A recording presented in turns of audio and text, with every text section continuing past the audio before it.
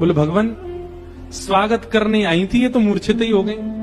महादेव बोले सब नगरों के अपने अपने रिवाज हैं, यहां मूर्छित होना ही रिवाज होता होगा।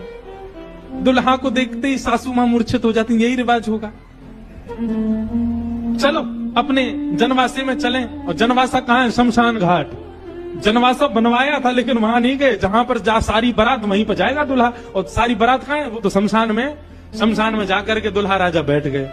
और बार बार श्रृंगी भृंगी से कहे कोई कमी तो नहीं? बोले नहीं, बहुत बढ़िया है, सब बिल्कुल बढ़िया है। भगवान नारायण बोले भैया अब हमको चलना चाहिए, महादेव से बात करनी चाहिए, ये तो भाई ऐसे तो काम बनेगा नहीं, ऐसे ब्याह कैसे होगा।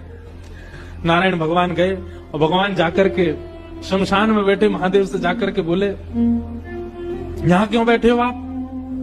बोले नगर में कोई है ही नहीं तो कहां जाएं, यहीं बैठेंगे। नगर तो पूरा खाली पड़ा है, कोई है ही नहीं स्वागत करने के लिए। एक माता जी जरूर आई थी, ये बता रहे थे, वो हमारी सासू मां, वो भी मूर्छित। बोले मूर्छित हो गई? शंकर जी बोले मूर्छित नहीं हुई, सत्यता हम बता रहे हैं आपको। और क्या हुआ था? बोले हमने उनकी थाली की ओर देखा, थाली में वो जल का लोटा लेकर के खड़ी थी। जल का लोटा उन्होंने फेंक दिया। क्यों फेंक दिया? उन्होंने सोचा जब हमारे दुल्हा की जटा से ही गंगा निकल रही है तो इनको सामान्य लोटा क्या दिखाएं हम, इसलिए उनका लोटा गिर गया। हमारे जटा पर जब उन्होंने सुंदर चंद्रमा को बैठे देखा तो उन्होंने कहा जिसका तिलक ही चंद्रमा है उसको हम रोरी चावल क्या लगाएं, इसलिए रोरी चावल छूट गए। नारायण भगवान बोले हमने सुना आपकी सासू मां मूर्छित हो गई। बोले मूर्छित नहीं हुई तो दुनिया की सास जमाई की आरती करती हैं, बलैया लेती हैं, दामाद सासू को प्रणाम करता, पर हमारे रूप पर न्योछावर होकर हमारी सासू मां ही दंडवत करने लगी हमें। मूर्छित नहीं हुई है। शंकर जी को हृदय से लगा कितने भोले हैं आप। यहां नारद जी पहुंचे।